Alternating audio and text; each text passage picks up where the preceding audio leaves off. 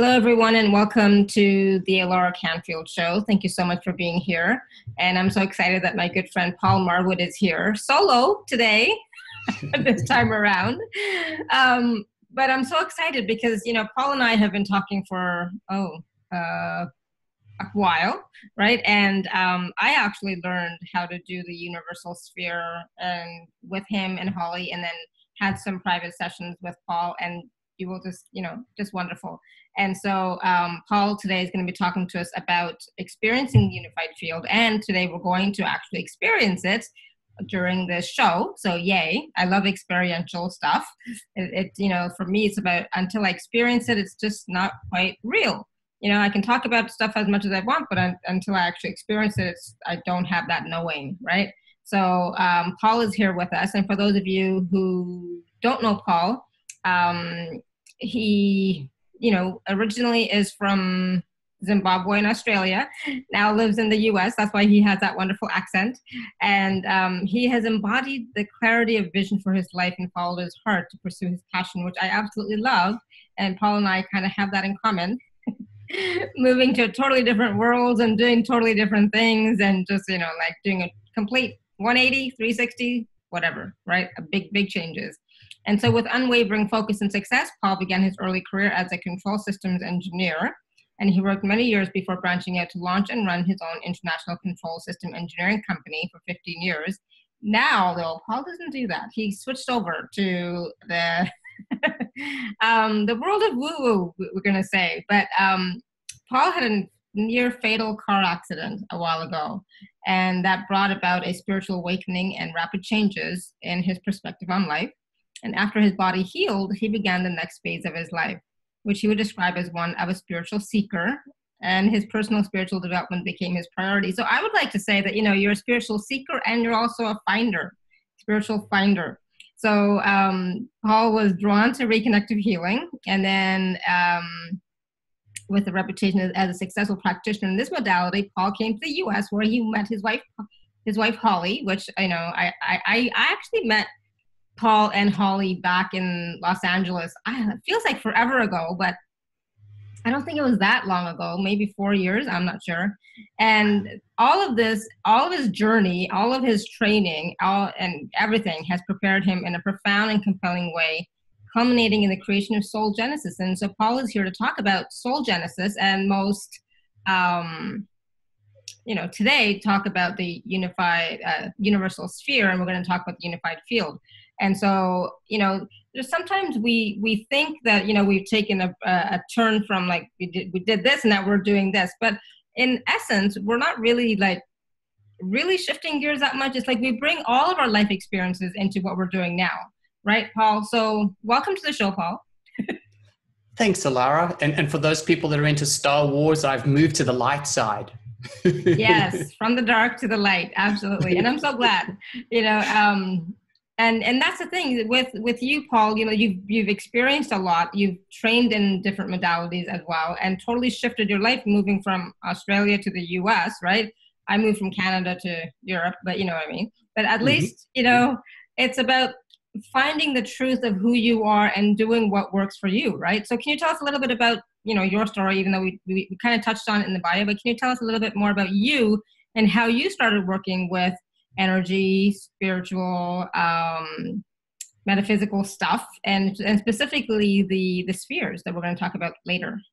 Yeah, thanks, Alara. Well, I guess back in my early days as an engineer, I didn't really believe in the psychics and energy and stuff like that. I kind of thought psychic people were, should really, go and get a real job, go and build something, stop being in airy fairyland. So the universe had a bigger picture for me, and obviously it changed that perspective quite enormously.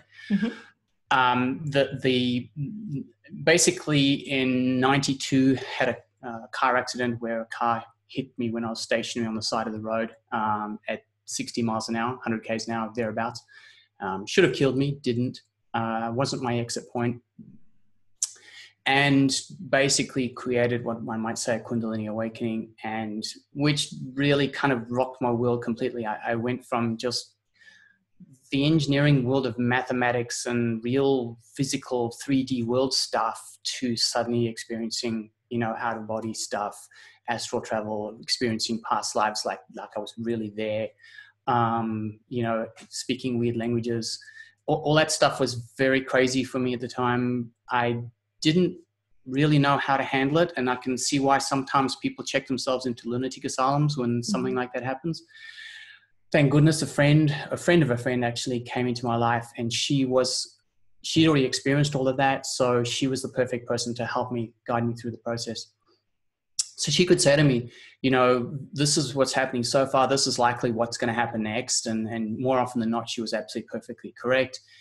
And so the process unfolded. She directed me to some books and things like that I could read to understand the process as well. And then the logical mind was able to kind of, deal with it a little bit better. And so, the process in that sort of thing is really a gift, because, we put labels on it, wow, Kundalini awakening. But the truth of the matter is we all have Kundalini. We all have that energy within us. Some of us, it's simply more active than others. Sometimes it awakens suddenly. Sometimes it awakens slowly in all of us. But then the end result is something that's so much more profound in the sense that we experience so much more in any given moment in our lives. So it's, an analogy might be seeing 2 or 3 colors of the rainbow and then suddenly seeing, 20 colors of the rainbow and knowing that there's another 40 colors either side of those. Mm-hmm. So, and that created a huge shift in me, away from the engineering. And the universe had a plan to bring me to the United States to meet my lovely wife. And it happened. I fell in love with her instantly.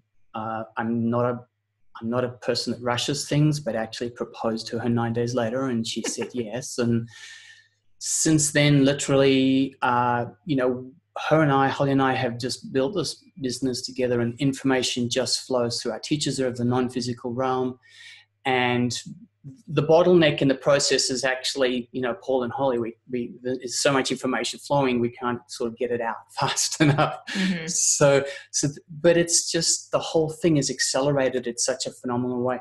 And I'm so blessed to be here with you today and these beautiful souls, these beautiful people that have joined us now live, but also on the replay, to just share some of that information that's coming through. And I love that you said about, it's not really real until you experience it. And that's why I'm excited to be able to do an experiential session today, because I agree with you. Someone can say all sorts of things, but until you actually experience it yourself, how does it become your own truth? And so I love the experiential piece. Yeah, me too. And for me, experiencing, energies and experiencing truths, that we experience in many different ways. That is a deeper sense of knowing than just knowing it intellectually, right? And, one of the things that you mentioned, when you were talking was about, how many times have we wanted to or thought we should check ourselves into the loony bin, right? And I remember saying to my ex-husband and whatever, or other people, maybe not him, but somebody, it's like, if something ever happens, do not take me to the hospital. Do not call the doctor. Call this person. Okay, call this person and everything will be fine, right? Because it's like, it's not anything that the medical community can do anything with. And so many times when stuff did happen, I would go to the doctor because, I'm such a good girl. I listen. It's like, go to the doctor. You're fine. There's everything's fine. There's nothing wrong with you. It's like, yeah, I know, blah, blah, blah, blah, And so how often do we experience changes? So we're talking about experience changes, experience energies, experience different, even realms and different ways of being that we don't understand at the time, right? Until after the fact. And then it's like, and sometimes for me, I'm a slow learner, I guess, in some ways. It took me almost 20 years to get something, It's like, oh,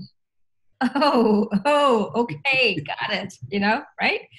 Yep. But we all learn and we take in the knowledge and the wisdom, at our own speed, at our own rate, right? And so that's why I say we are all seekers to some degree, but we're also finders. We are finding all the time our truth and what works for us. And if we can just tap into that more and more and acknowledge it and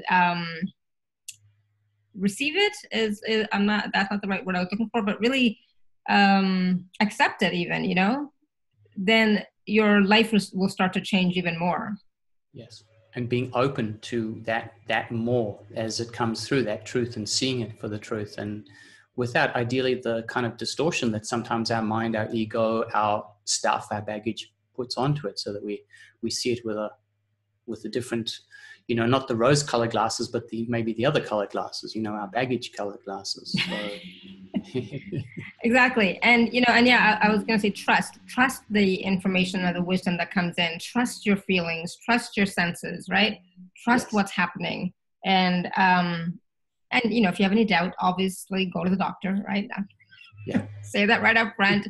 We're not medical professionals at all. So if you have anything going on with you physically, mentally, emotionally, spiritually, go see a professional, please, a doctor, and so on and so forth. Yes. But, you know, on all of our journeys, you know, we do tap into, and I don't know, I might be way ahead of myself, but anyway, we do tap into the unified field a lot, not recognizing or realizing that we are doing that. It's all around us all the time. We never escape from it. It is everything that we are and everything that's around us. We It's are in really it all the time, right? Yep, you got it. Yeah. You know, it's just our focus and our awareness of that, what it is, and also, you know, expanding to more, so that we get to see and feel the more that's around us as well, which is part of this ascension process. You know, we're expanding to more. So, you know, bring it on, I say. If I can just make a quick suggestion to our audience. For those people out there that are not familiar with Zoom, if you're on a computer, in the top right-hand corner, there's a little button, and correct me if I'm saying the wrong thing here, Alara, but just there's a button that says speaker view, gallery view, and as you press it, it'll toggle the two views. So you get to have the view, which is the Brady Bunch with lots of little thumbnail pictures, or you get the speaker view, which is the big picture of whoever's speaking in the time at the moment. And I'd encourage the audience with us now, just click on the one that has the big picture of us speaking, because you'll see us a whole lot more clearly, but also it's kind of less distracting than the other view sort of thing. But, you know, it's entirely up to yourself. So that's my little... Yeah, and Zoom. If you do have a question, you can hit the raise your hand button. It's there somewhere. I never know. You can raise your hand, or you can type a message in the chat box, or you can, well, don't wave wildly because I won't see you, because I don't have my grid view on, right? So yeah, do one of those two things, or just unmute yourself. Okay, if we're not in the middle of a process, go ahead and unmute yourself and ask a question. Okay, does that make sense? Mm-hmm. Perfect. Awesome. And the way you can raise your hand, if you like, is at the bottom of your screen where it says participants. You just click on participants, and at the bottom of that little pop-up, there's a little button that says raise hand. So you can just click that and that'll raise your hand, and Alara will be able to see it. Yeah, I will see it. I just never know where it is because I'm always the host. I'm almost always the host. So, all right. So we briefly touched on ascension. So, you know, ascension's been going on for a while. What is your perspective on ascension? What's happening?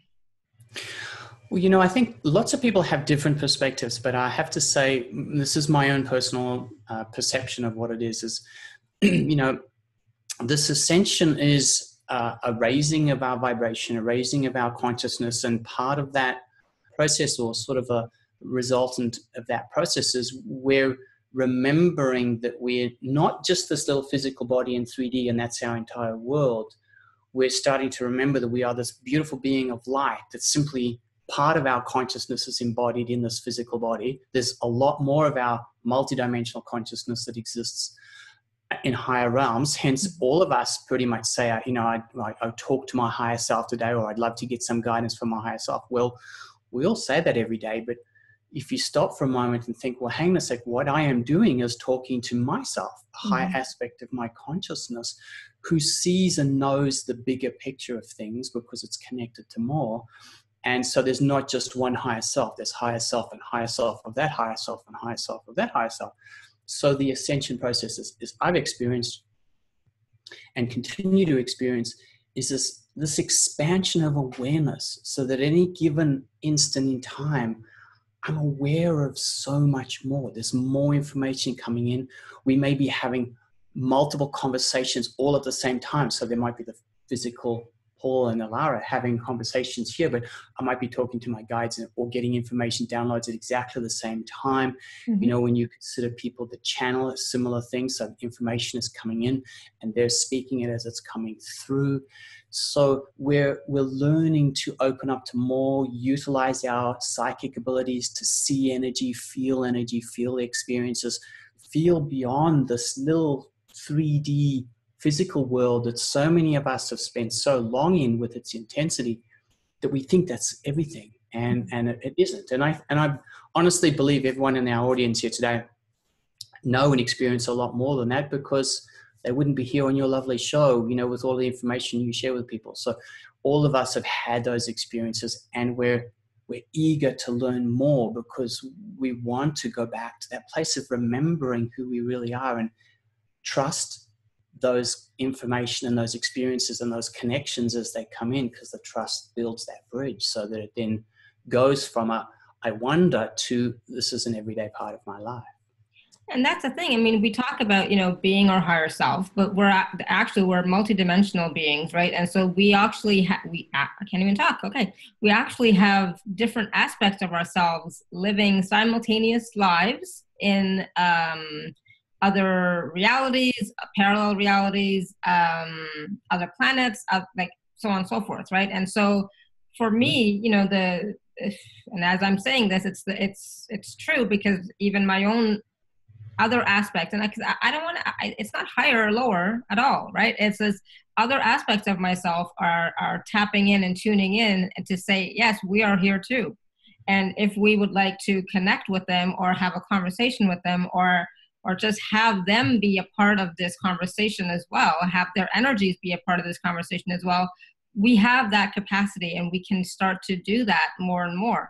And that, you know, I'll be honest, I'm like 12 years ago, 15 years ago, I did not know that. You know, I did not know that was a possibility. You know what I'm saying? So it's like, So as we continue along this ascension, I'm going to call it a ride, because sometimes it's up and sometimes it's down. It's a roller coaster, definitely a roller coaster, right? Mm-hmm. And as we continue, we keep going, we keep swimming.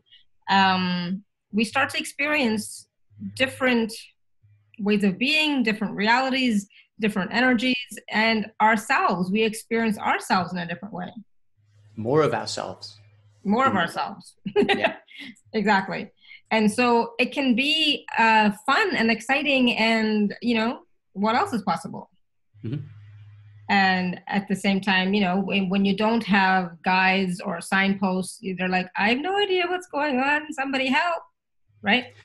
And that tends to be actually the confusion with so many of us, because, you know, we experience something, and this I think is one of the biggest challenges that most of us are facing.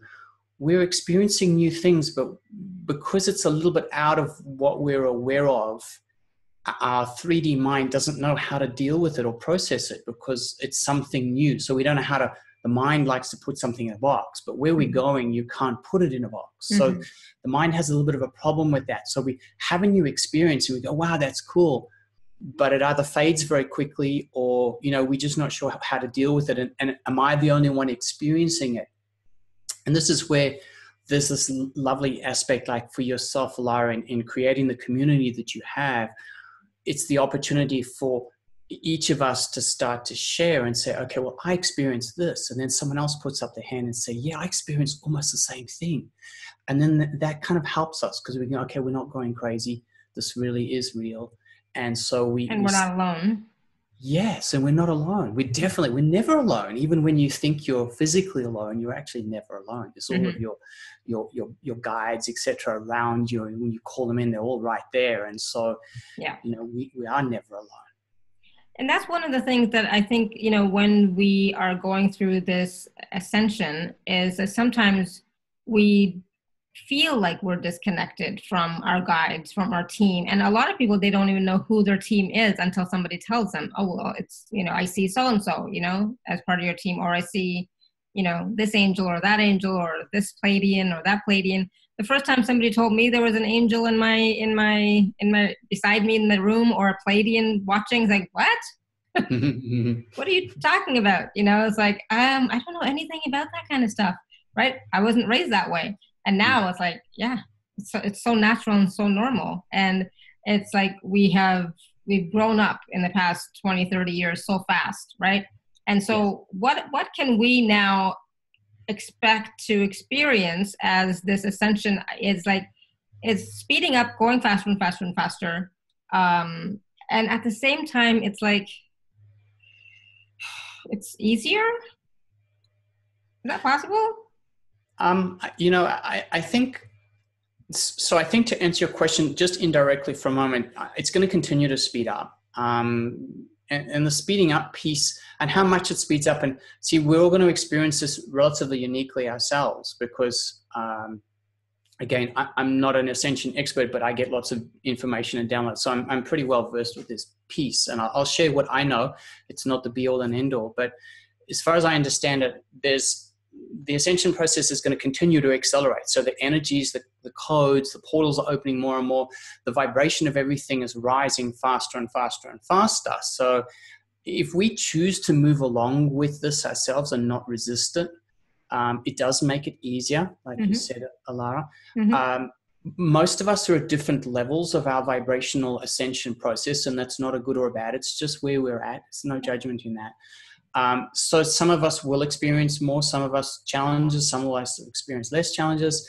Some of us have also had a lot of, one might say, trauma in many past lives, and we're clearing that stuff. And as we clear it, that can kind of, as you said, add a little bit of a challenge, because where we're moving forward, we're unencumbered, we're clear, so we don't, in our 5D, 6D beyond aspects of ourselves, we're not sitting there getting all upset and angry because someone said such and such.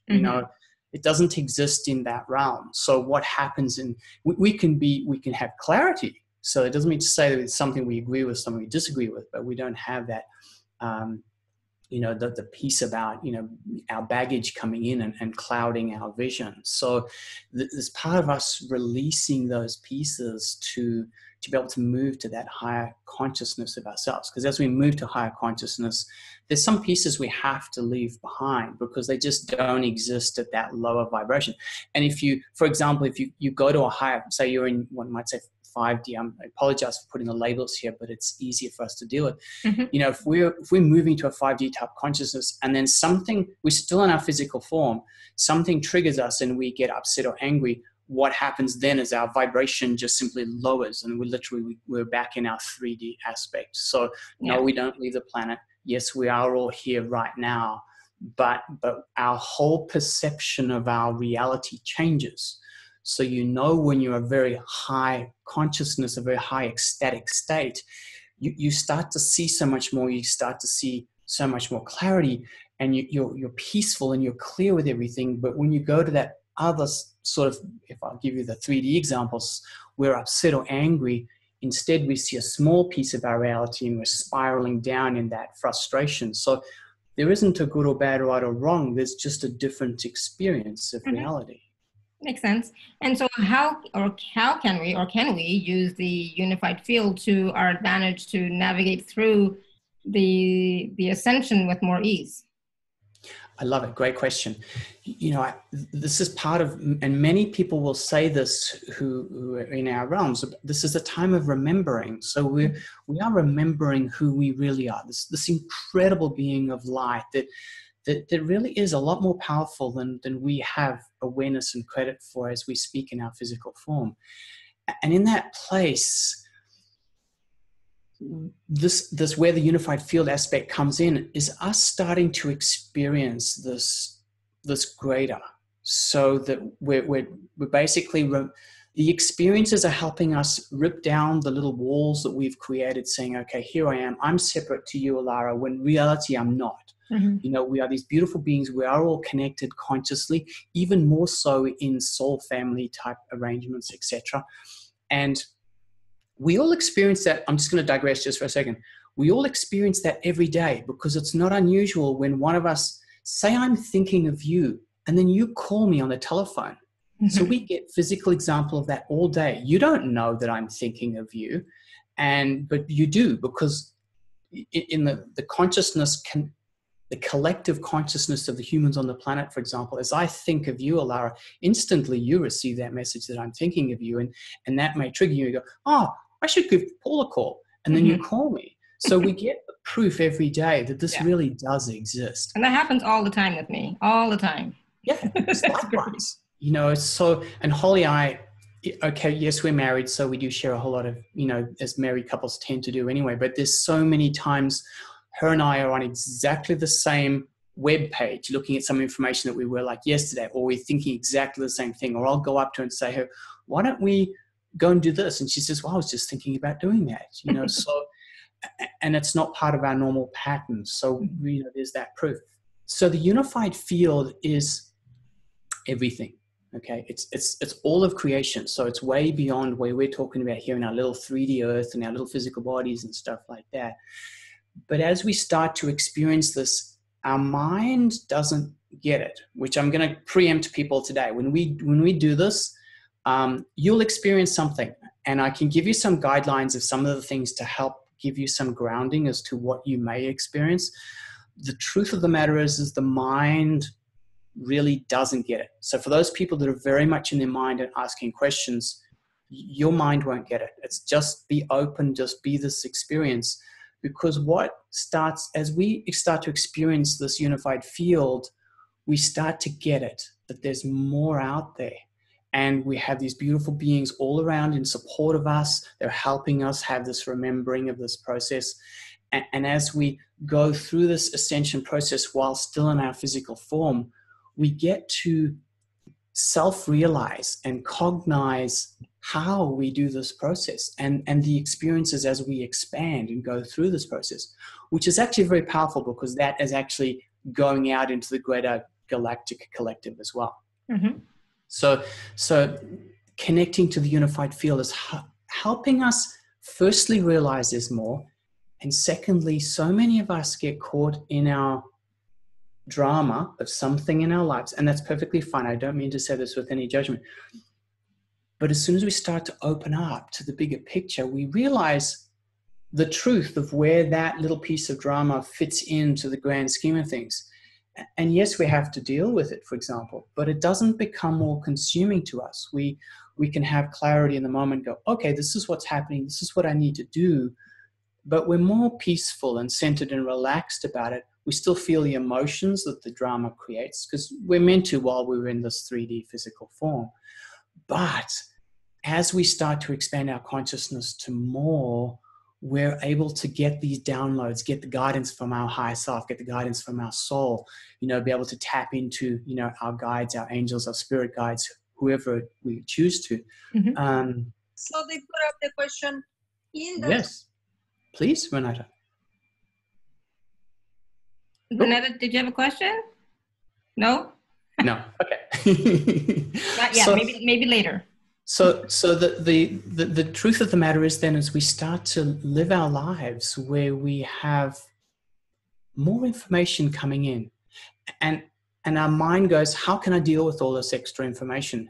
This is again why the mind doesn't get it, because the consciousness of who we are can process literally, I'm just going to put a number, this isn't a true number, billions of times more information in any second than what our mind can process as we are right here in our 3D form. So we can be aware of so much more simultaneously, and we're not overloaded. It actually feels very relaxed.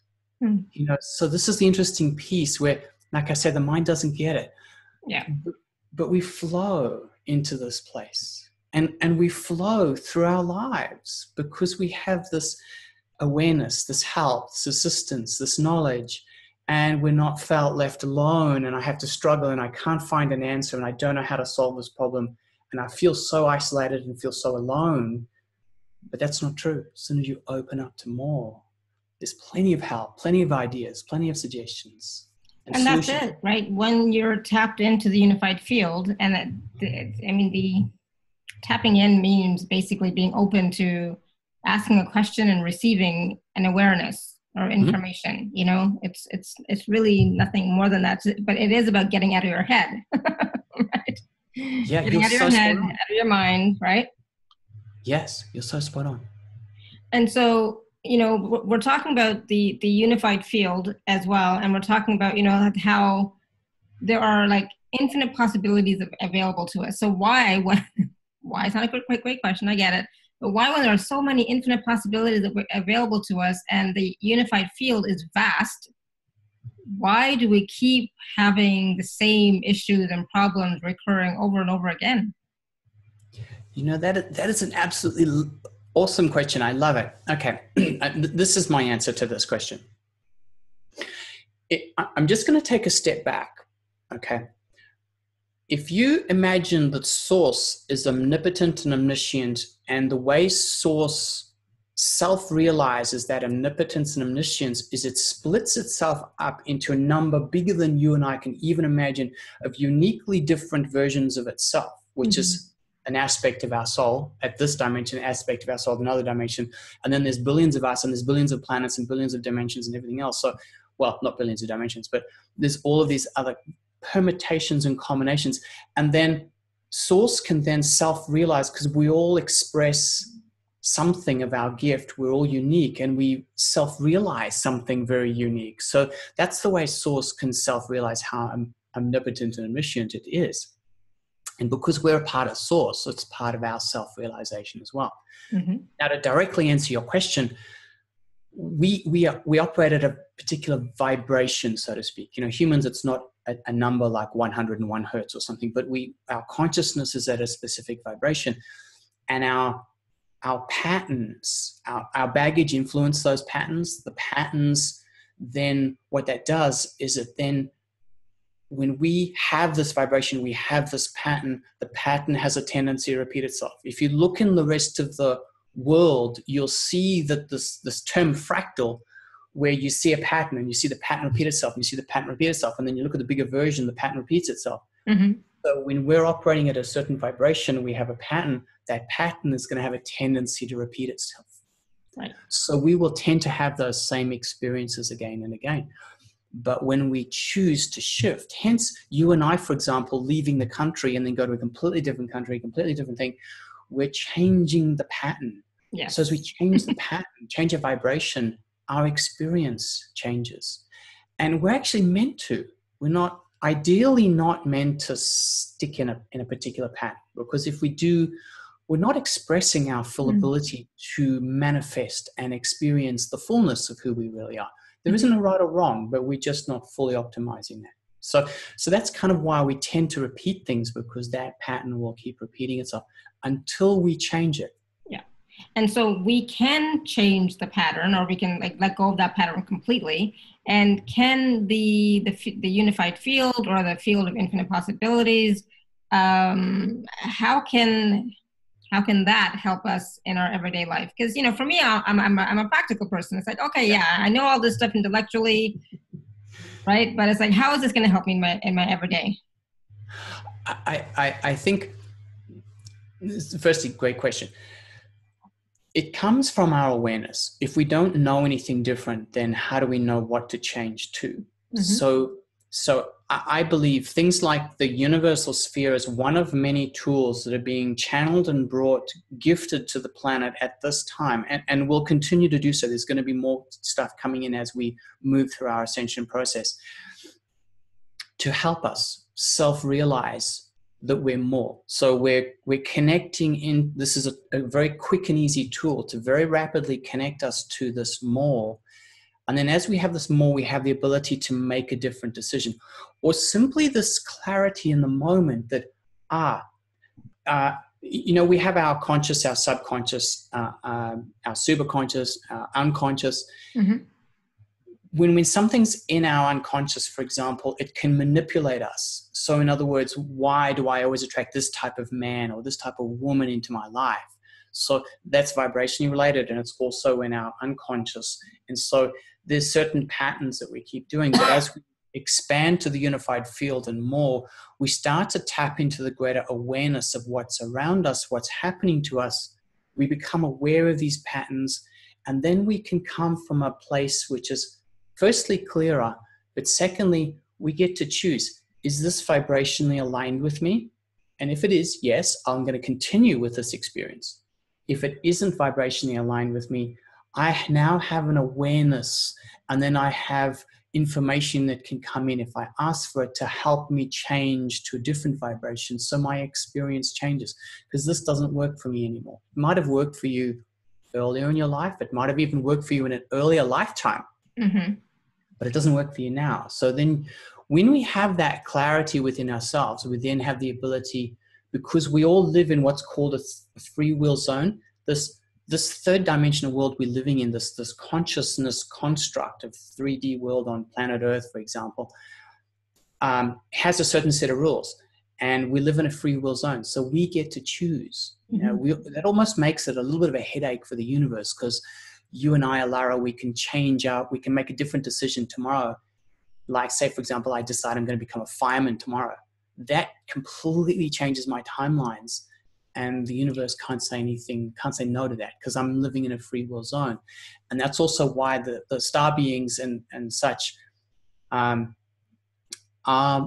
being extremely patient. They're not coming down to earth or anything like that in a mass form, because we live in a free will zone. We need to choose that piece. And yes, we can choose individually, we need to choose collectively. And so there is that piece where they honor us in our free will zone. They won't come in and influence us in a way or even help us unless we ask, because they're not allowed to. It's part of, one might say, the galactic laws, one of many. So, they're honoring us. So the free will zone helps us tap into more knowledge, be clear in the moment, and then make different decisions. And then as a subset of that, when we're aware that there is more, we're also aware there's infinite possibilities. So our mind says, okay, this is the problem and this is the solution. But this is the thing I love about the universal sphere, which we'll get into in a second. But as we move into this unified field of infinite possibilities and solution energy, we start to realize that the solution doesn't have to be the limited solution that our 3D mind has. This is a problem, this is a solution. Because you're limiting everything so much, and you're also limiting your experience. As soon as you start to open up to infinite possibilities and solution energy, firstly, you can go, because there's a solution out there to every single problem in creation, as we would say. Creation doesn't see it as a problem, but it's just an experience. But there's always a solution. So we can relax into that. And then we can allow our higher self, we can allow the guidance, this knowledge coming in to help us navigate forward.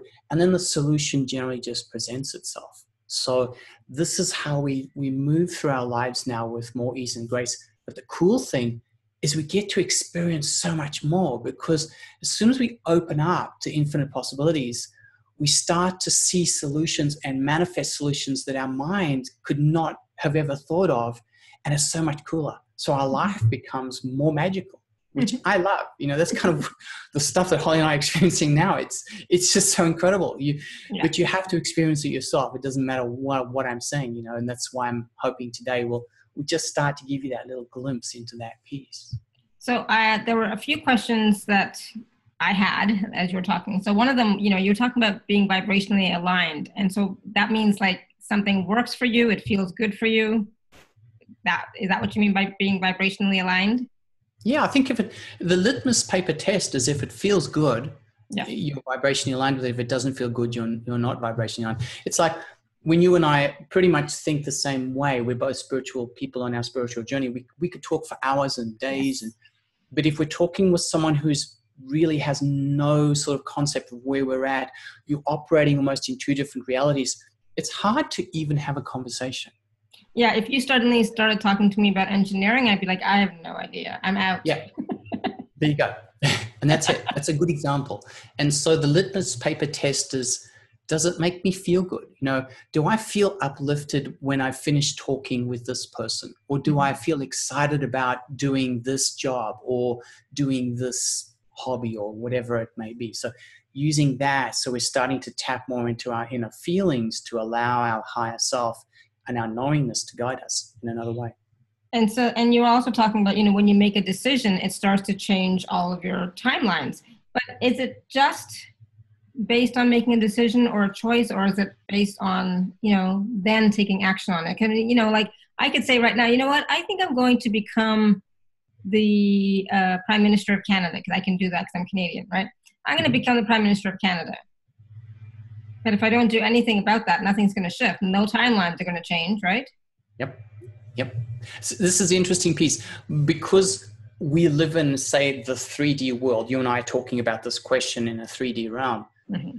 The 3D realm, because it's physical, does require an action piece still. So we can think about something and have an idea, but we need to be in action about it. It's another example of that is like the lottery. You might want to win the lottery, but if you don't buy a lottery ticket, you're stopping the universe from being able to manifest that reality. Because if you don't have a ticket, you can't win it anyway. So the same thing as the president, you've got to actually be in action.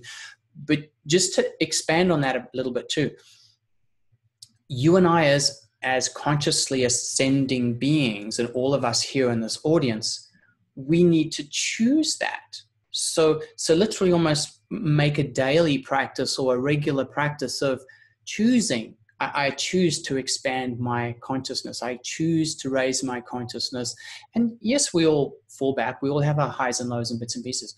But as we choose that higher aspect, we open ourselves up and we go up a little bit, and we choose again and we go up a little bit more. And then, yes, life comes in sometimes when we go down a little bit, but that's okay. And then we keep choosing this more. And as we do that, just like when we go to the gym, this is how our reality is like a fractal. So many other things, like the plutonic solids that everything is constructed out of in our physical reality. There's a repeat in all of this. So if you go to the gym once a month, you're not really going to get fit. Go to the gym every day, you're going to get fitter. So the same sort of repeating aspect of the fractal exists with consciousness. I choose. So the very first thing I do every morning is my spiritual practice in the morning. You don't have to for everyone else, to just fit it in with your life, but I choose that. I love it because when I'm in the morning, the first hour and a half of my day is so incredible. I almost, it's hard almost to come back into the day, so to speak, right. But it's a choice. And I've noticed that when I don't do that, I feel and observe and experience the ramifications of that, where there's more challenges, more 3D stuff, more drama, more, nothing's right or wrong. It's just a choice and just an experience. Yeah. And then as you're choosing throughout your day, how is your day going? How is your life going? Are you able to experience everything that you'd like to experience? If not, perhaps there may be a different choice required, right? Yeah. And Renata was talking just really quickly because we're talking about patterns again, what about that moving changed a pattern to a bad pattern that already existed, so we fall in another pattern?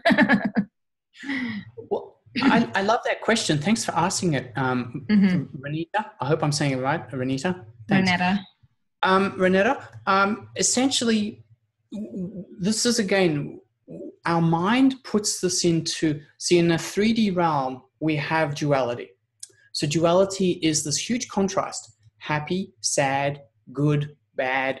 And so we experience this contrast. It's a beautiful place for learning for the soul, because when we have this contrast, it's easy for us at a soul vibrational level to make a choice. This feels good, so I like this. This doesn't feel good, so I don't like that. I'm not going to do that anymore. So coming back to your answer with the patterns, we can experience something. Say we have a certain life in a certain country in a certain way, and then we move to a new country. If we don't change vibrationally, we will probably manifest and experience the same thing again, because you are here and there you are here again. Yeah. You might be looking at different scenery, but if you are the same within yourself, you will usually just manifest exactly the same and feel exactly the same. However, as you choose to do things differently, you choose to experience things differently, and especially if you choose to raise your vibration, your consciousness, that just the other piece of experiencing things just seems to automatically unfold.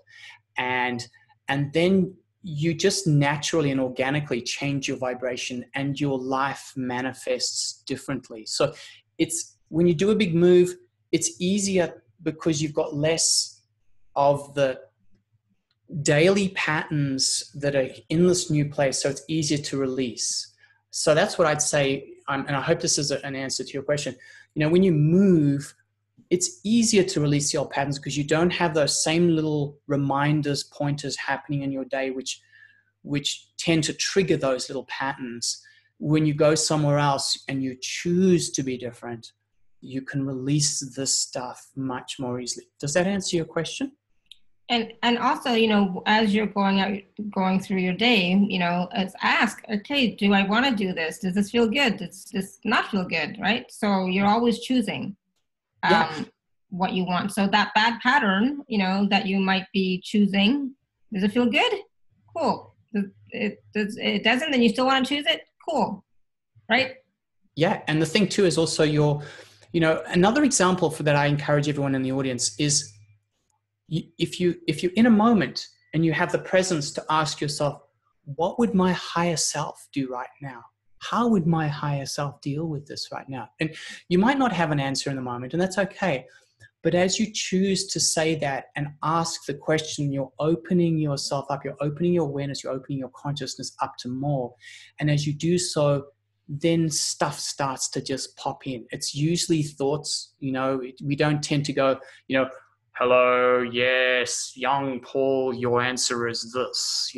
God doesn't suddenly come to us as a voice, usually. Usually not, no. But we do tend to just get this idea, and I thought, wow, okay. And we just think it's our own thoughts, which it is. If you think your higher self is whispering down at you, hey, Alara, why don't you do this? And then that idea pops into your mind. Well, why wouldn't it be your own thought? Because your higher self was talking to you about it. So it's you anyways. Yeah. So that piece it just pops in, and it's a place of trusting. When you get these ideas, if you ignore them, just like any of us, and this is this pattern again, if I talk to you all the time, Alara, and you ignore me, I'm going to stop talking to you. Yeah. But if you listen to me, then I'm going to talk to you more. So it's the same with our higher self. If we keep ignoring our guidance from our higher self, it doesn't get annoyed with us. It just, tends to talk to us less. But as we trust and listen to it more, we're going to get it wrong. We do get things wrong in our interpretation. That's just part of the process. But more and more comes in. And then our life becomes incredible because we start to be guided from our heart and from our higher self. And that guidance is so beautiful. It's like the river flowing back to the ocean. The river doesn't see a rock and go, there's a rock in the way, which is us humans going, I've got this problem.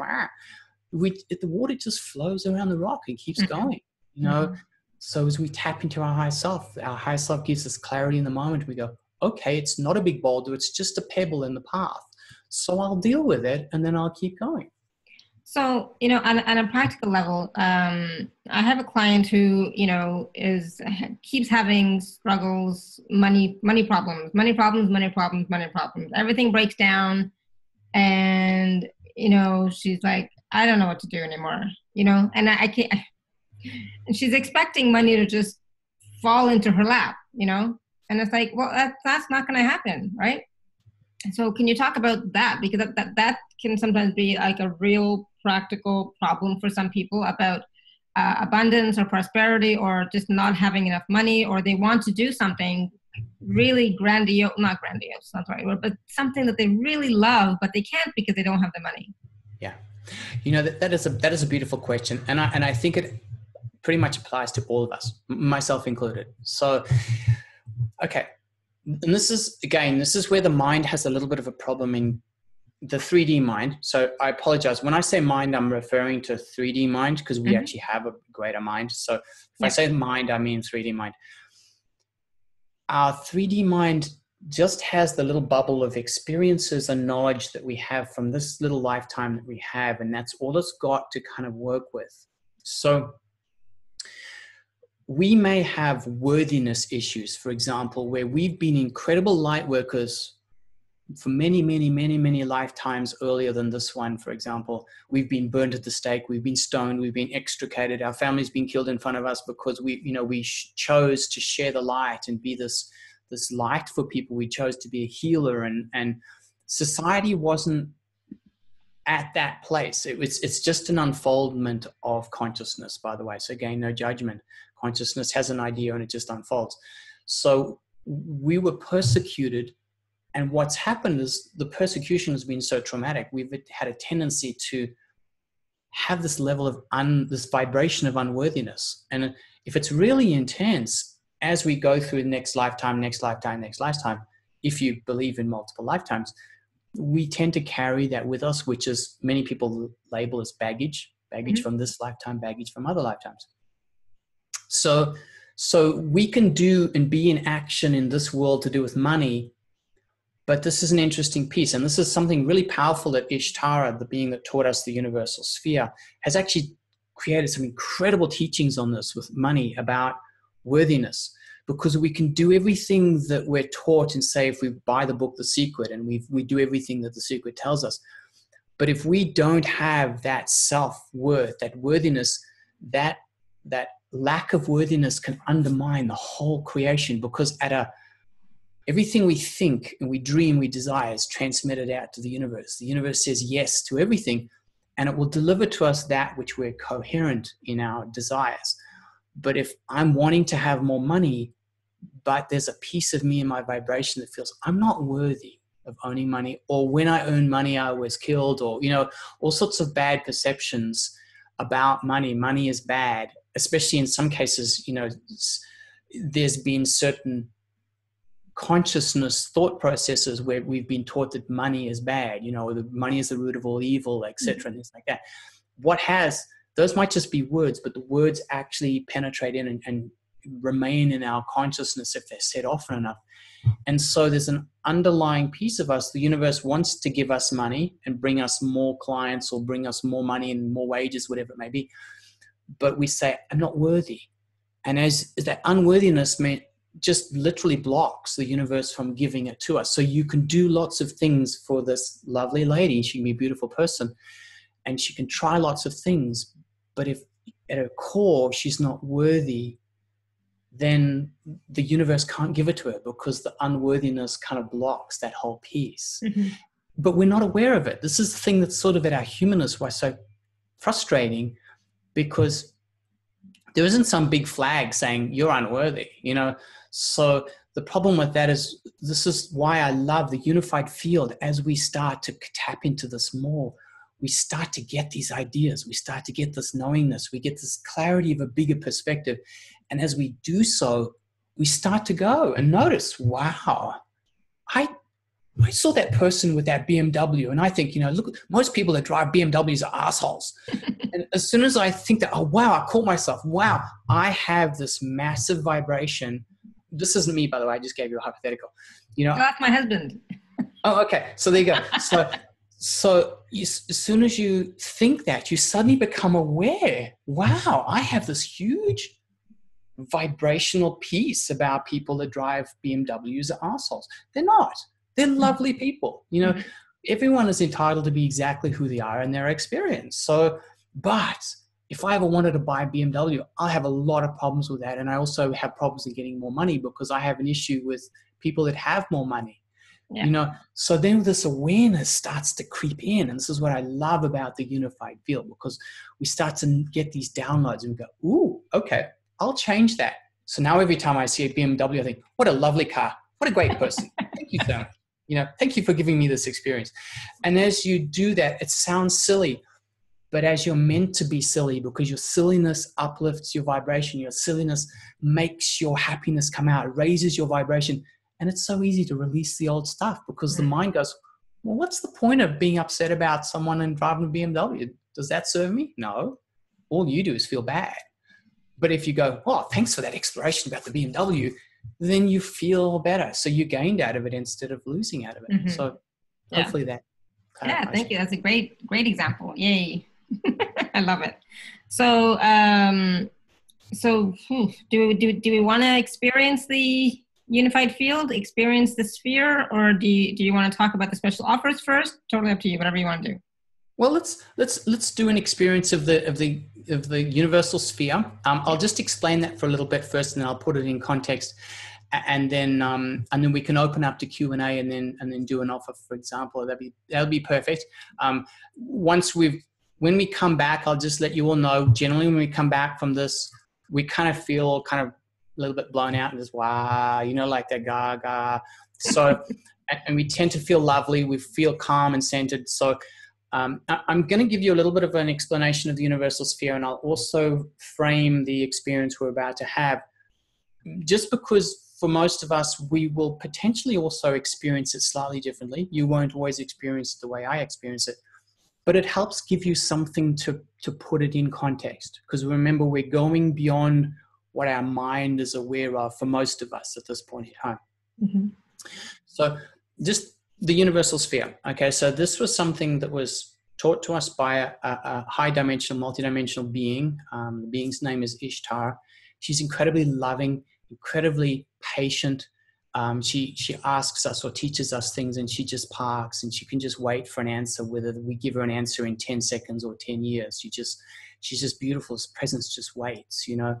But she's also powerful in being able to share with us information and be clear. So she taught us this thing called the universal sphere. It was actually channeled by my lovely wife, Holly. And Ishtar taught this to us in a night, literally, you know, at least in its original sense. We had about 50 years of healing experience between the group of 4 people who were in that evening. And we all went, oh yeah, whatever, you know, but we did what she showed us, and it felt different. And this is the cool thing for people here. A lot of us here today have done energy work. So this is part of your litmus paper test. Just feel it. See if it feels different to the energy stuff that you've done before. This is what I love. You know, it's your own little test. Suss this out and see if it feels different.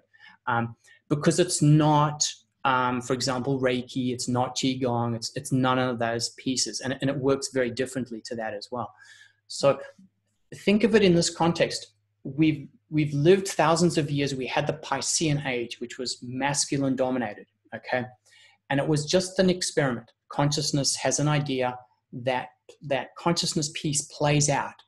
And what happened was the masculine domination created a greater separation from source. So as the thousands of years unfolded, we became less aware of our higher self in bits and pieces. And imbalanced, you know, the masculine domination didn't honor the feminine, which is wrong. So what's happening now is we're moving to this Aquarian age. There's this new balance coming in as the divine feminine steps forward.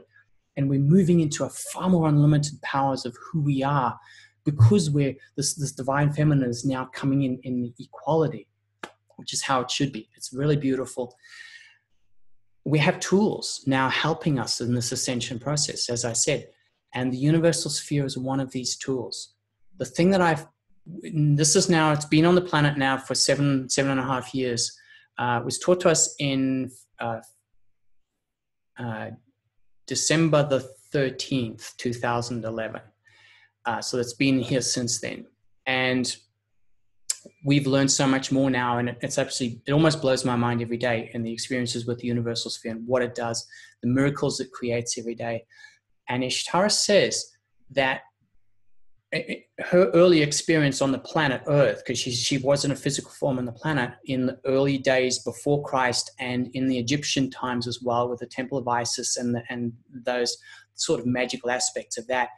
And she said that what I learned was magical at the time, but it wasn't truly magic, because as you start to learn and operate beyond the reality that you're aware of, it simply becomes real. So this is where the universal sphere and the unified field piece is so wonderful, because it sounds magical now, but as we start to connect with it and experience it more and live it, it then just becomes a part of our reality, because we've expanded to more. So anyway, so she taught this to us. It continues to just become even more incredible. The thing I love about the universal sphere, literally, we teach it online, live. It's not a recorded class. It's all live. It's just like Alara and I talking here now on Zoom. You learn it literally in a day. You don't need months or years to master it like we used to in more of the more traditional modalities. You can literally do it and use it for anything. So when we used energy in the past, we tended, and I mean this in a generalized statement, we tended to use it for healing. What you do with the universal sphere is you can use it for healing, but you can also use it to bring in solution energy, awareness. You can use it to help relationships. You can use it to help situations. You can, for example, you've been looking for months to try and find a home and you feel lost, do a universal sphere. And within a couple of days, I have clients that have found their home. We've had people that have, we've even fixed car batteries with it, so to speak. So, this is where we're starting to get out of the box that our mind puts things in and says, okay, you use this for this. Well, suddenly, no, the universal sphere is literally, you can use it for just about everything. So what we're going to do today, now coming back to that little experience I'm about to do for us,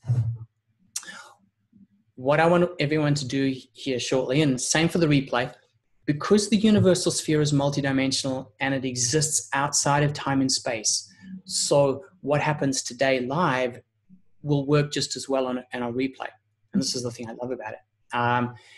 And so this is, again, getting us out of our limitations. So what I encourage all of the audience right now, check in with yourself. How do you feel right now? How do you feel physically? How do you feel emotionally? And how do you feel spiritually at this point in time? So this is like your litmus paper test. So this is how I feel now. My mind's got lots of questions because Paul and Alara are talking about all sorts of things. And, I've got something I have to do. I've got to go and do the shopping and I mustn't forget such and such. And, oh, that's right. My kids need me to do this before they come home. So you're in that kind of space.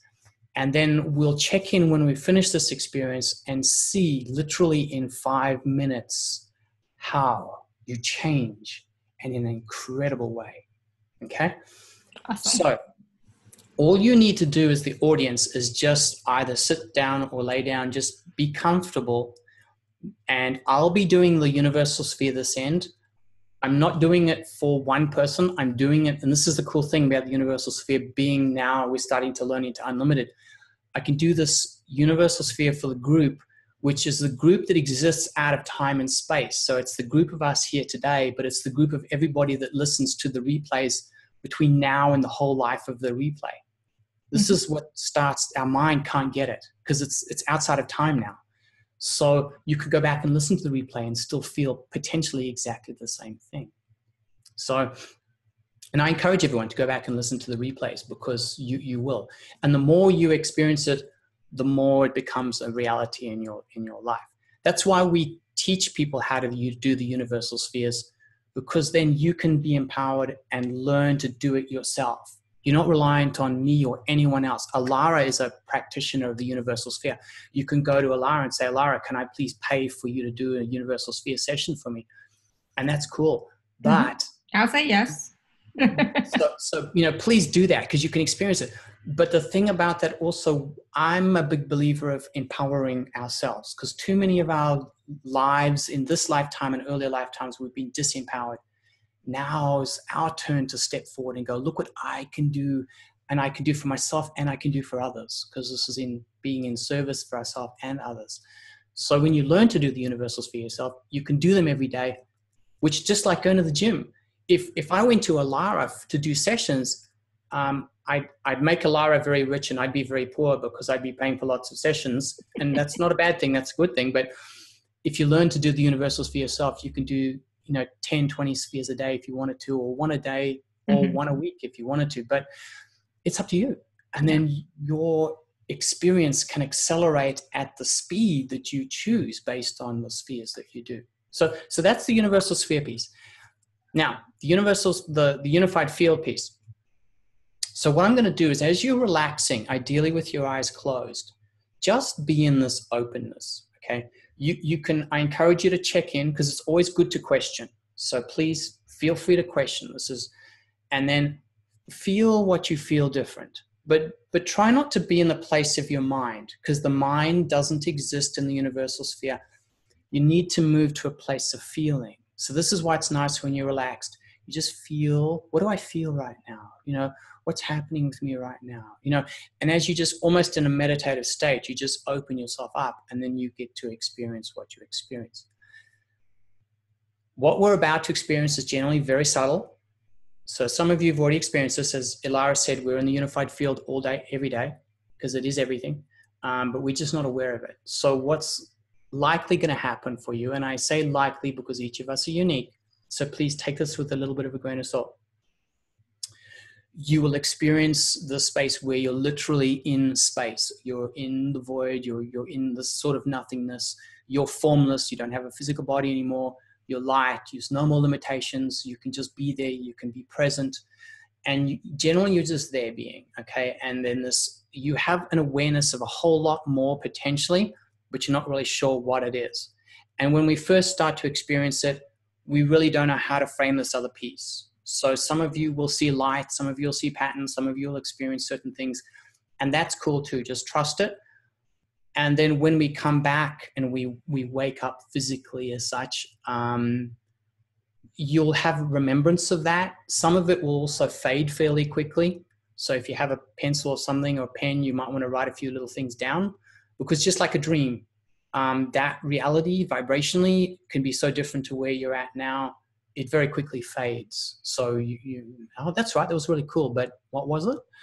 So, and there's nothing wrong with that. It's all to do with vibration. Okay, so I think I've talked enough. So let's do the fun bit. This is the bit I love. Let's do it. Yeah, okay. So let's just take a couple of deep breaths first. I'll guide you on some breaths, because the breaths will just help us move to a place of feeling, so we get out of the space of our mind. So take a beautiful deep breath in, and just as you breathe in, draw some light into yourself, because you are this beautiful light being. Let this light come in, whatever color you choose. Could be white, could be yellow, could be pink, could be green. Let it come in, and as it comes in, let it nourish your physical and nourish your light bodies as it fills you out and expands you. Breathe out, and as you're breathing out, any of that mind stuff, those questions, the busyness, just let it go out of your breath and get smaller and smaller and smaller. And take another beautiful deep breath in. As you breathe in, breath is consciousness. Bring consciousness in, bring light in. Let it fill you up and let it expand you even more. Feel this expansiveness. And as you breathe out, again, those little thoughts, let that wariness of the mind, just let it get smaller and smaller and smaller. And then as you breathe in again, draw some more light into yourself. And as you do so, feel as you become even more lighter, because you are this beautiful light being. And as you breathe out, just allow your focus, allow your consciousness to move to the place of your heart. So our physical heart, the heart, our connection to a place of feeling. So it's like we move all of our eyes, ears, mouth, mind, everything down to this place of our heart. So we're just feeling. Just feel. And as you just be in this space, I'm going to start doing the universal sphere. And just relax. Allow, you may even choose to just be aware of your breath as you have this calm, slow, gentle, even breath coming in and out. And as you're aware of your breath, as I said, I'm doing the universal sphere here, this end. And there'll be a few moments of silence, and that's okay. You haven't lost the connection or anything, but I will just chime in and give you a little bit of guidance as we move forward in this process.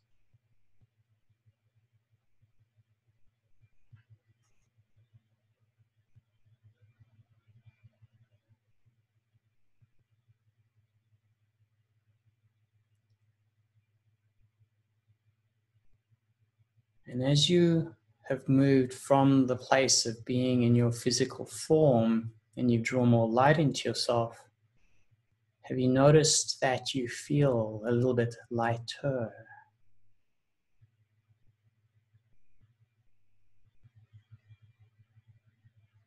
And now simply, almost like you're looking up at the sky, just allow yourself to see the stars.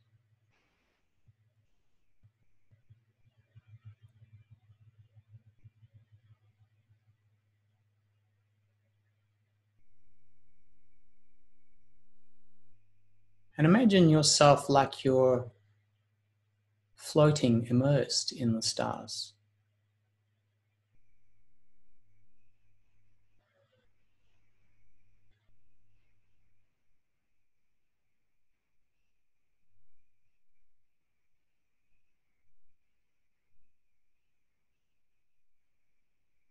And from this space, make the choice to expand your energy out. Just expand yourself.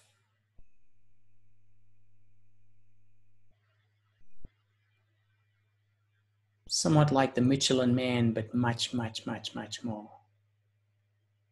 Remember, you're now moving to a place that is, you're not 3D anymore. You may have some awareness of your 3D body, but you're not 3D anymore. You're reaching out, you're choosing to experience more. And allow yourself to expand even more. While you're in, I might say, space. And as you expand more, notice that you are not physical anymore. Notice that you don't have a shape anymore. You're like this cloud that's floating in space.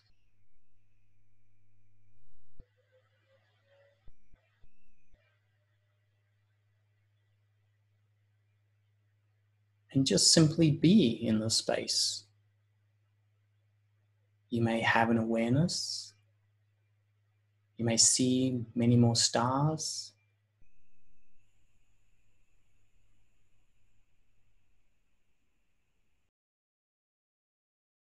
And be in a place of feeling. And now expand yourself even more. Remember, you are now in a place where there are no limitations. Expand yourself more. And as you expand yourself more, you are now formless and enormous. Feel the radiance of you in this beautiful, subtle way.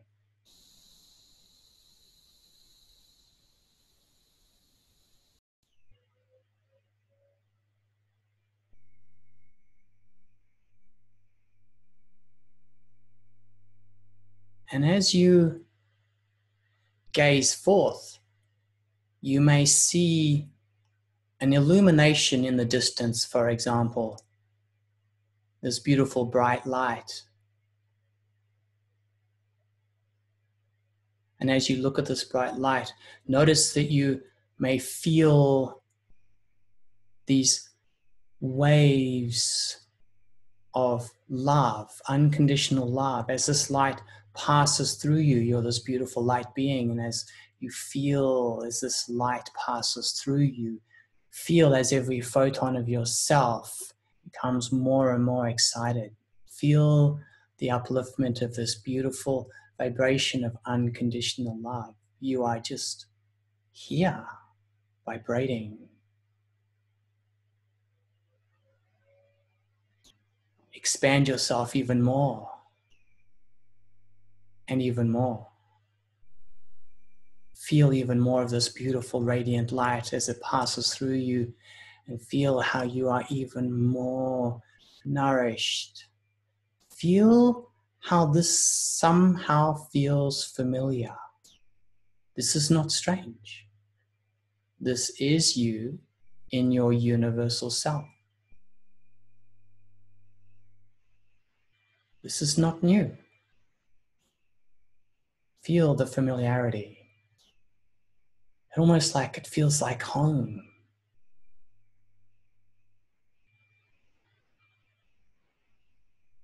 Expand yourself even more. And as you do so, allow your awareness to move to the unified field. There is this field.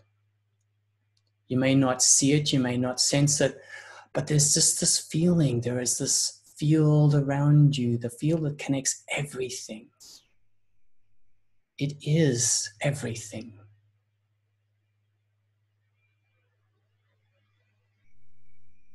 Very, very subtle. As you expand some more, there's more of you overlapping, more of you in, more of you connected to the unified field. And you may have an even greater awareness of this something. Feel how it feels lovely, it feels normal.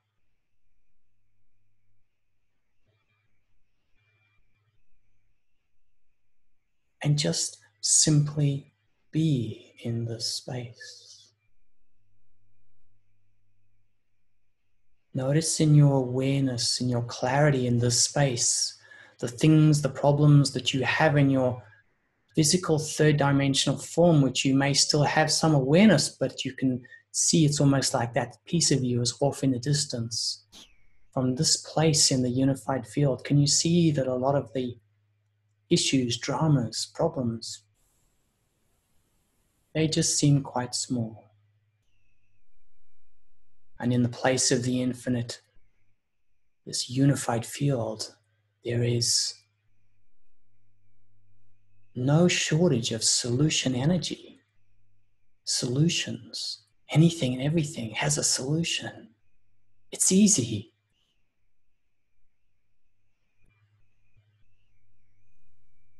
And feel how from this place you are calm, centered, relaxed, and simply aware.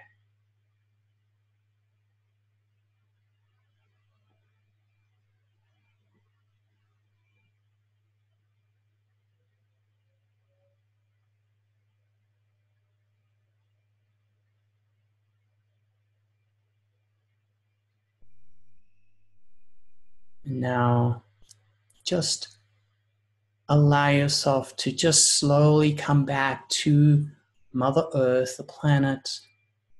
Come back down to your country, come back down to your home, come back to the room, that aspect of you that's chosen to be in your physical body. Come back down into your physical body. Take a deep breath in. And as you breathe out, just completely step into your physical body like you're moving into a jumpsuit. You're completely coming into your body. You're doing the zip all the way up. And as you take another deep breath in and out again, just slowly come back some more and be fully embodied in your body. And whenever you're ready, just slowly open your eyes. And check in with yourself now. What do you feel like now, literally 5-6 minutes later? And this is the cool thing. I'm doing the universal sphere here. It's simply, in this case, helping you get to this place. And so what I was describing wasn't the universal sphere. I'm just simply, thank you, Fanny. Fanny says, more ease with my body. Do you feel clearer right here? Do you feel peaceful right now? Do you feel in a place? I didn't want to come back. You don't want to come back? No. It was so nice. I did not want to come back. It's like, what? Why? Why do we have to go back? Yeah. More light. And it feels familiar because it is familiar, because it is us in our true form, in our larger form. So Franny says, yes, also peace. Linda says, I started off so sleepy. Now I feel bright, alert, lit up. So energy. Thanks, Linda. Linda's one of the universal sphere practitioners. So, the beautiful thing about this is it does light you up, but you feel clear in the moment. This is our true self. We're being reminded of who we really are. This is why it feels so good. And this is why I encourage everybody, if you learn to do the universal sphere, you can go to this place whenever you like. And as you do so, it's a little bit like sometimes we need to be reminded. So we do something and our husband or wife says, can you please not do that in future? And you repeat that habit a few times, and when they remind you 2 or 3 more times, it sticks. Mm-hmm. Same thing. You can use the universal sphere to help get you to the place. And this is the cool thing. See, the mind can't get this. I'm doing the sphere here. You're just sitting there. But my universal sphere that I'm doing here is influencing all of us in this time and in the future. So this is what's so cool about it. So, so Mary says, I didn't listen the last part. First emptiness and then extremely peace and calm now. So yeah, thank you. Thanks, Mary. It's awesome. Yeah, So no, yeah. I just wanted to stay there. It's like, oh my goodness, if we could just be in that space for like every day, start off that way, it's like, wow. Yeah. Yeah. And Christina said so much healing. Renata, how was it for you? Putting her on the spot.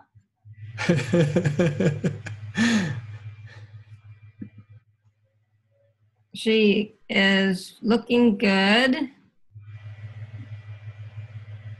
I fell asleep. You fell? She fell asleep. Like always. Like Sleep always. is good too. Sleep is good. But see, the thing is what we were saying, I was saying earlier in our interview a little bit earlier. See, we have our perspective of our 3D world, and this is why the universal sphere is so powerful, because it's so quickly. We don't have to sit on the top of a mountain for 7 years to get illumination anymore. We used to, but now we don't. So now you can be in 5 to 7 minutes, you can shift your consciousness in a huge way. And then as you're aware of it more and more, it starts to become real and it starts to become a part of your life. So that, thanks, Mary. Paul, I love it. Wow, together, delete everything. Renita says floating. Christina, excited. This is excited because there is more. We've just been shown there is more. And it's familiar because our universal self is very well aware. That's how our universal self hangs out all the time. So, and then we get to choose. Do we choose this? And so by learning to do spheres and do spheres, we can get to that space and experience more. And as we be there, when we go through life, suddenly life doesn't take a stranglehold of us and say, oh no, we can connect to that and literally becomes a state of being if we need to. And we can be clear in the moment, even while we've got something we need to be in action about. Mm-hmm. It makes our whole life a beautiful experience because it takes a lot of the horrible stuff out. We're still going to feel someone's hurt or something like that. We still feel the pain, but doesn't strangle us anymore. We go, okay. And then we also get to understand the bigger picture of what happened then, so we start to have this greater awareness. It just naturally flows in. This is the cool thing. You don't have to go to school to learn this. As you learn the universal sphere and you start to play in this realm, this stuff just organically happens. It's just like as we go to the gym, we just naturally get stronger and fitter. Yeah, no, that was really nice. It's kind of like being expanded and alert at the same time, and and then it takes you to that space of okay, what else is possible, right? And so those little problems, they somehow become so insignificant. Yeah. That's it. That's the whole thing. It starts to put things into the real context. When you hear a being from a higher dimensional realm, you don't see them going, oh no, I've got this problem today. And, they're in this beautiful, loving space. So this is helping us to get to that same space again. So we can be that in our, Christina says blessed. Renita also says wholeness. That's true. Because we're starting to, this time of ascension is us embodying the greater wholeness of who we are instead of this little piece of us that's this little 3D piece. So does anyone have any questions? Because now is probably a good time to go some questions as we kind of still in our fairly blissed state, and then about the heart. And that's the thing when you're in this state, it's like, what questions? Yeah, that's it. No questions. I feel good. Can I just be here for a while?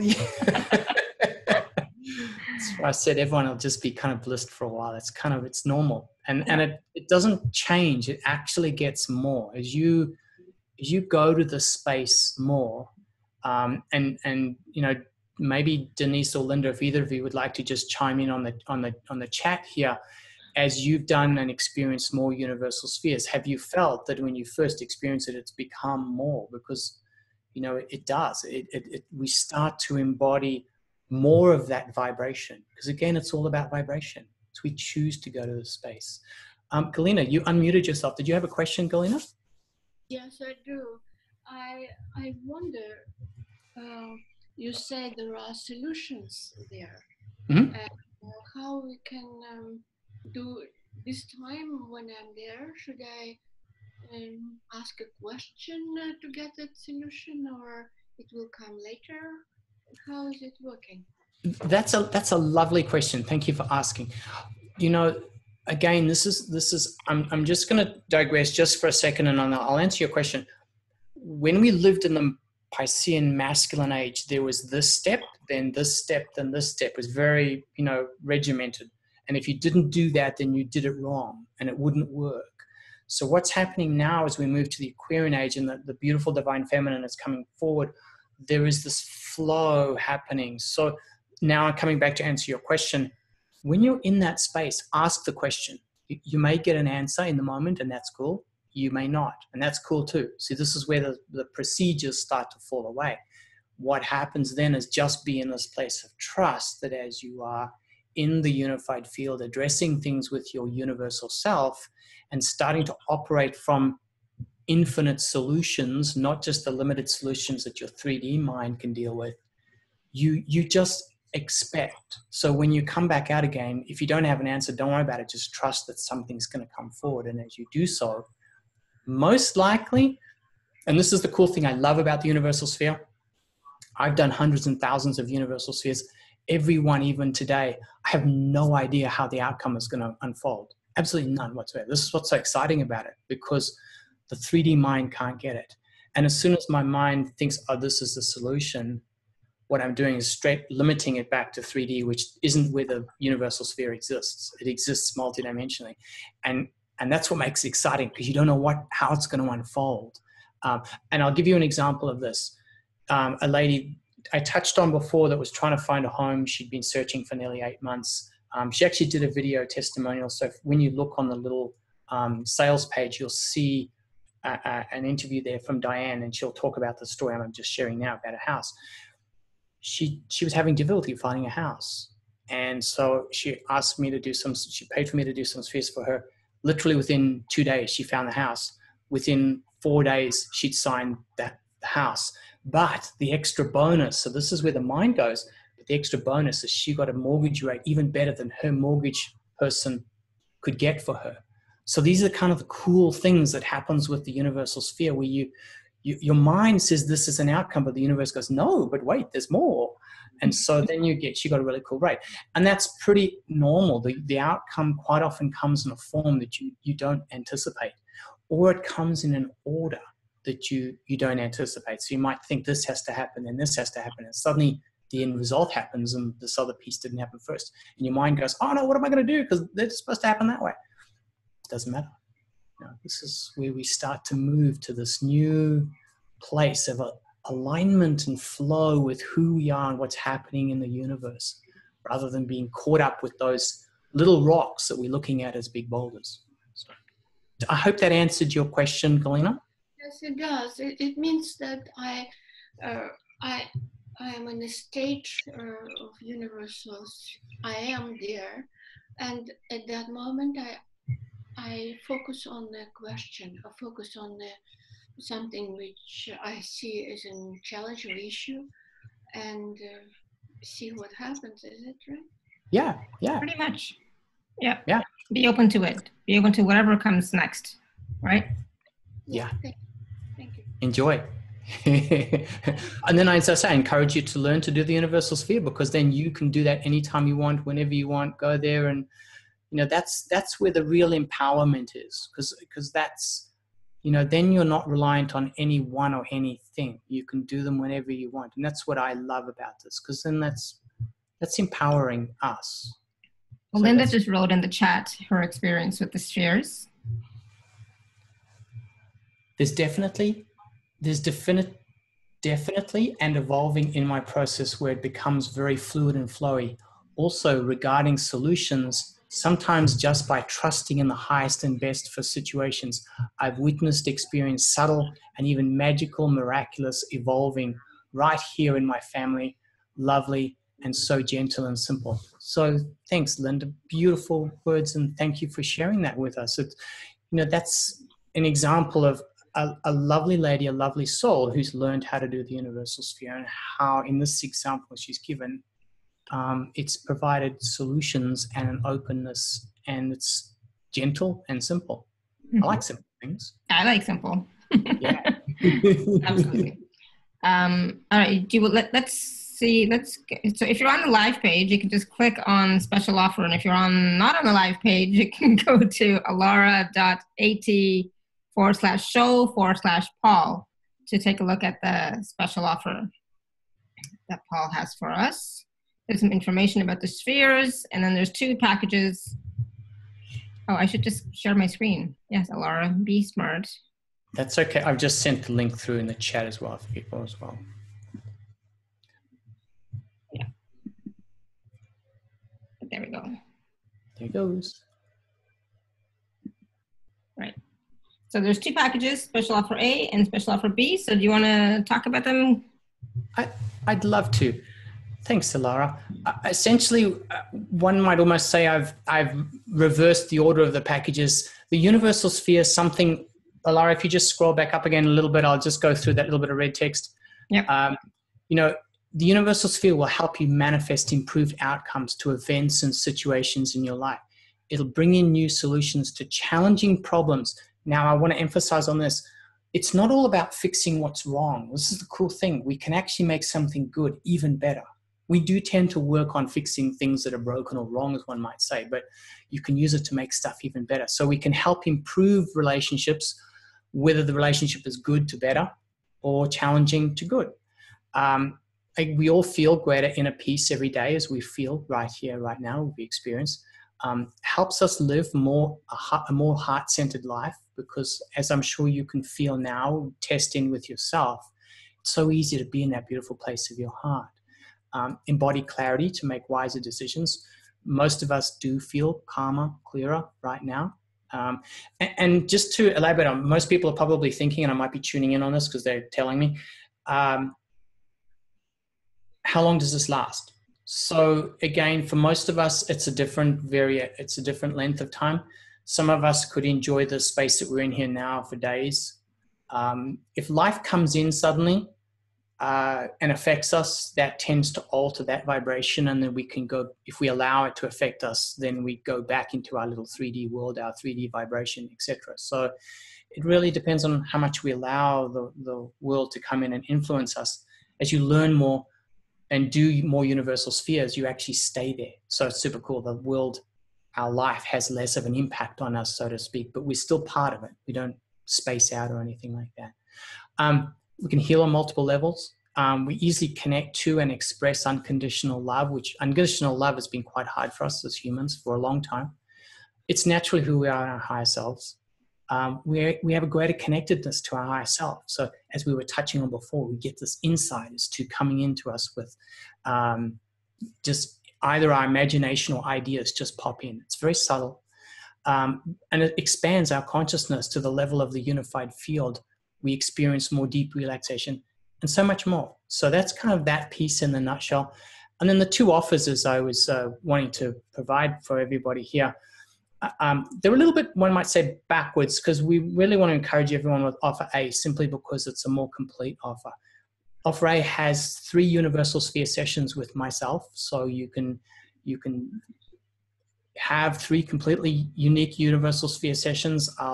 We can be working on particular things you want some help with in your life, whatever it may be. And we also teach you how to do the universal sphere. Super cool. It's online, so it doesn't matter where you are in the world. Just like we're on the Zoom call today, we actually do it on Zoom and we teach as well. So it's super easy.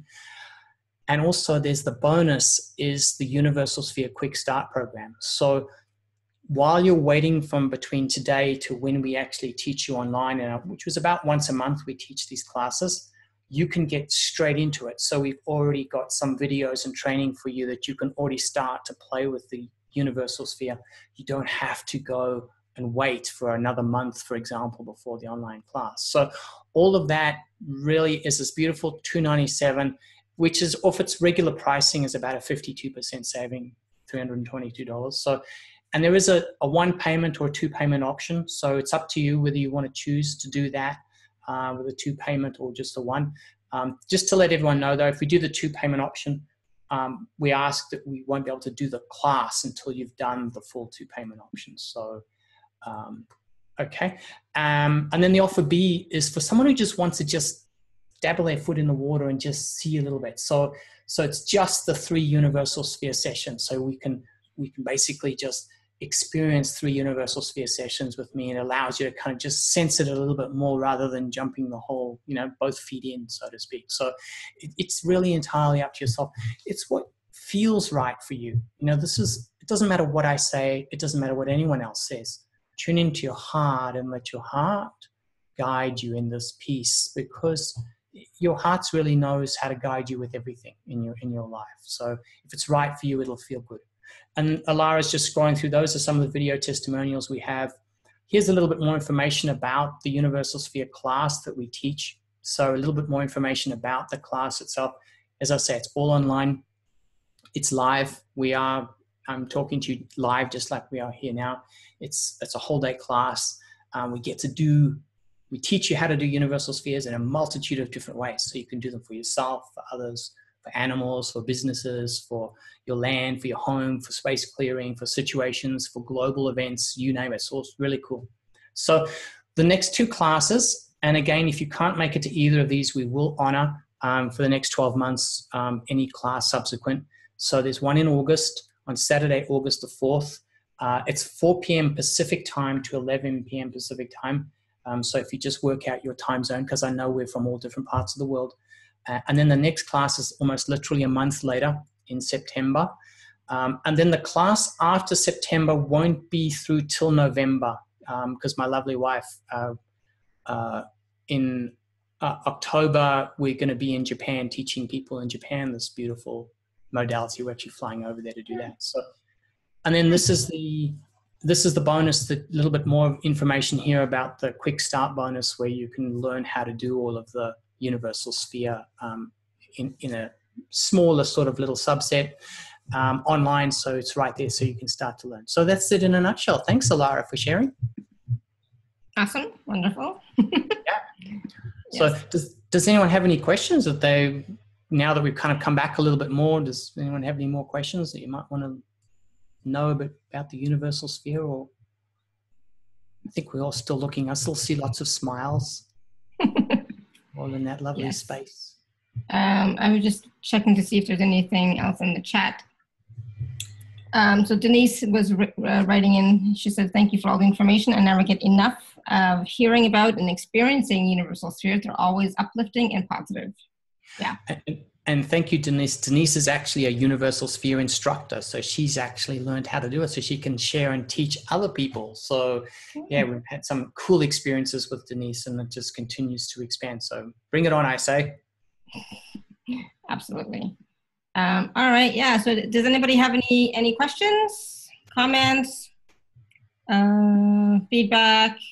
Let's see where we are. Here we go. Wow. And it doesn't matter how many spheres you do for yourself in a day. You can do as many as you want, right? Mm-hmm. Mm-hmm. That's a great question. You really can. If you, there's no limit to the spheres that you can do for yourself and do for others. Once you learn how to do it, you can do it for yourself or do it for others. Again, this is where we encourage you just to be in this place of, allowing and feeling. And for those of you that were here today, go back on the replay and just go through that experience, because the cool thing about the experience is you can kind of test it out as well. Okay, this one was live and this one's recorded, and we'll see, does it work the same? Yeah. And it does. You'll be surprised how it can still pull you out into that space, because it's helped reminding us who we really are. And then you can do this also for your pets, for your children, and for your business. Yes. And that's the thing. So many of us Alara is a trained universal sphere practitioner, so you can also direct questions to her when you finish, because she knows and she can also do universal sphere sessions. So she's this beautiful, incredible soul, and so I'm blessed that you're in my life, and I'm so glad that. See, I just asked the questions so that to pull out of you, because it's like I already know. It was like, okay, what else would somebody else want to know? Would like to know? Would be helpful to know, right? So yeah, for everything and anything, like. Problems, get clarity, get information, even upgrade, you automatically start to upgrade your psychic abilities and so on as you start doing the spheres anyways, because you're raising your vibration so much, right? Yeah. And Giovanna said, we all want to. Thanks, Alara. Bless you. Yeah, thank you. I know it's been a long time since I've seen you, so we should do it more often. Yeah. Yes.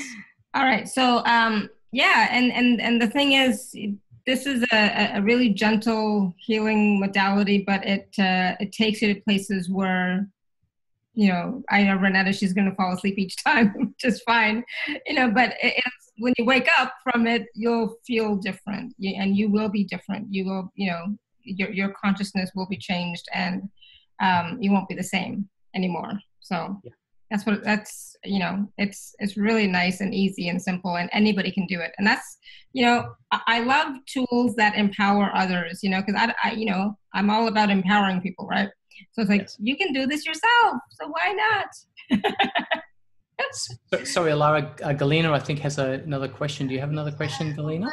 Very small question. You say that it is healing modality, so you can influence well-being of your body.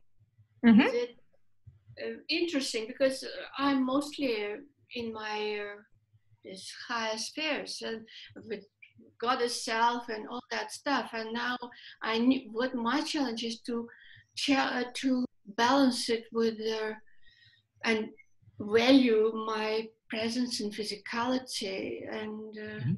being real, being human, but divine. Human. So, and my body, I want it perfect, this way. So, would it help the healing body? That's a lovely question. Firstly, it's not a healing modality. It's much more than a healing modality. So, it's what I use the word tool because it's a tool of ascension, because it does a lot more than healing. So, and interesting enough, we actually called it a healing modality when Ishtara first taught it to us, and she said, please don't. She never tells us to do anything, but she only suggests. So she suggested to us, please don't call it a healing modality because it's much more than that. But as far as helping you being grounded, the universal sphere won't really do a good job of helping you be more grounded and present in the physical form. What I would encourage you with that piece, though, this would be outside of the universal sphere. Really, this is again a choice that we get to choose. We can choose to be more in the higher aspects, but we are more powerful here in our physical body. There's no limitation in us going to the higher aspects, but as we choose to ground ourselves on the planet, as in walk outside barefoot, put your feet in the ground, really, you put your energy deep into Mother Earth and send her love and allow her to send love back to you, and almost like a taproot, put that taproot into Mother Earth. But also, when you notice when I guided us back, I suggested that you step into your body like a jumpsuit and you do the zip 100% up. This is you choosing to really completely become physically embodied for that aspect of your consciousness. What that does is it gives you more clarity in the moment. It makes you more productive and more useful in this physical 3D world, because I can only speak for myself, but when I'm not well grounded, I tend to be a bit spacey. And I have difficulty in focusing and doing what I need to do in a day. But when I'm grounded, I can still very easily go to the higher aspects. It doesn't limit me when I'm grounded, but I have a greater awareness. So my experience becomes even more while I'm still, when I'm back here, I'm very present. Does that hopefully answer your question? Thank you so much. I see the balance. You can have it all. Mm-hmm. And Yes. Yes. And think about it, because if we just... I have a problem with limitations, Sometimes Yes. I can't stand it. And I get out. And in the same time, living here, I know that I want to love myself, physical, Yes. human, and knowing who I am it is a little contradiction. Well, what I suggest to everyone that's still with us in the audience, remember, as a soul, we actually chose to come down to this physical body and live in this physical world. So we chose that. Mm-hmm. And that's, for example, like when I do universal spheres and I choose to go out to the unified field, my experience is a whole lot more profound, and it's really cool, but it's not about my thing. It's about you. So when you do that, it's hard to come back to the physical world, for example. Like for all of us, it was a bit challenging coming back. But we choose to come back because we're aware that all of us said we want to come back to this time. We're in this time of ascension, which is a really exciting time. It's a really exciting time to be here now with all of this that's happening. And we're on the front row seats of the coolest show in the universe, literally, because we're in one of the most intense, dense forms. And we're evolving to a higher level of consciousness, which is beyond that. So there's no reason why we can't still have the experience of the physical while we remain grounded, but extend that even more, all simultaneously, because the consciousness can deal with that super easy. So yeah, thank you for that lovely question, Galina. Where we tend to feel like we want to get out is because we're starting to remember the unlimited aspects of ourselves. And the physical form feels so limiting, we want to get out of here. Believe me, I've spent some time, Holly and I both, we're sick of this planet. We want to get out of this, bugger this. We've too much turmoil, no more, thank you. But that's changed now because we're very clear. We're here because we've chosen to be here. We're in this time of ascension. Each of us are choosing to basically make ourselves more aware and raise our consciousness to an even higher level. And as we raise our consciousness to a higher level, we actually benefit everybody on the planet, because when you start to understand we're all collectively connected together, as each of us today raise our consciousness, we make known the unknown with everybody. It's like a real example of that was like the 4-minute mile. Everyone was trying to make the 4-minute mile and they couldn't do it. And then one person suddenly broke the 4-minute mile, and suddenly within days, weeks, people were breaking the 4-minute mile.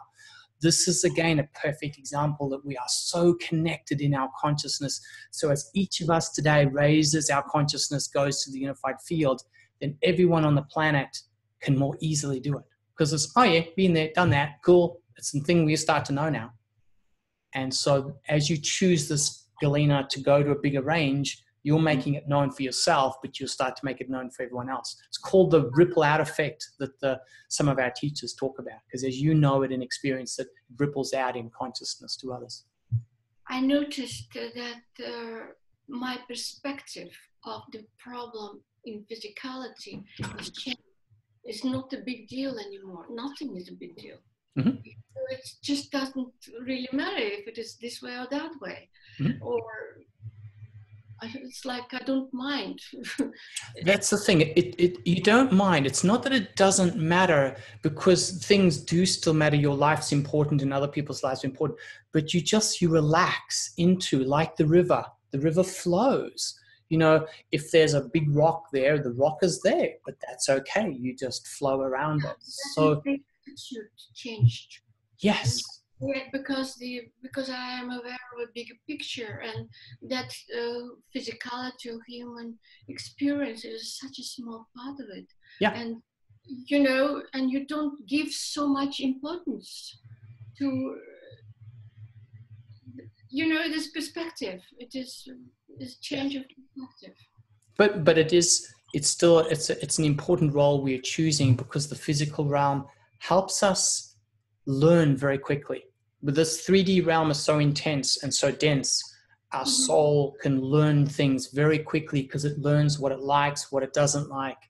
And so the earth plane is a beautiful plane for growth, very accelerated growth of the soul. So while it may not be as expansive as the other realms. It has a very, very important role. So, but as you say, it just helps us start to put these things into a new perspective.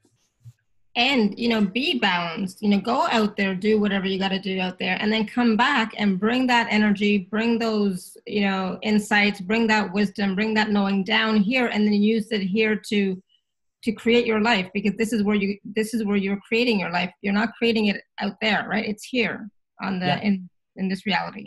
Yeah. Right. But use that as a tool to go and feel good, expand, raise your vibration, be more space, be more consciousness, and then bring that back here so that you can use that and be more functional and productive in your day-to-day life. Bring it on, I say. Thank you. Exactly. Thank you. Thanks. Awesome. Thank you. Great question. And Linda, Renetta saying, thank you. This is a beautiful space to be. Linda saying, it's awesome to know we can influence by yes, pouring all our love into any situation, but now with spheres, I can wrap any situation with the highest possibilities and highest good. Love all of it. That's it. Awesome. Thank you. I love that. And what Linda said, we're working from the place of our heart, which is the highest possibility and the highest and best. Whereas before our mind would be in a place where this is a problem, I don't like it. It has to be this result to fix as a solution. As we start to operate more from our hearts, we start to move. When we teach people universal spheres, we teach them to do it for the highest and best, because it starts to get us out of the mind, so that we're not putting a specific outcome. We're starting to allow the real power of creation to come forward. And that's where it gets really exciting and really cool. And it does have amazing, one would say miraculous, but it's miraculous now.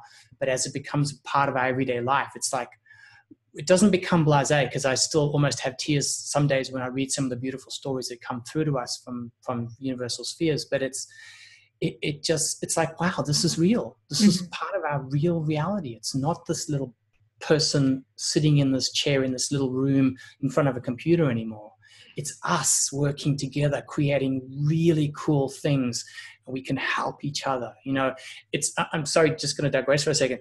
It's like having an awareness. The 12 boys in Thailand that got caught up in the caves, suddenly we can tune into the awareness of the entire planet, how people on the planet's hearts open up.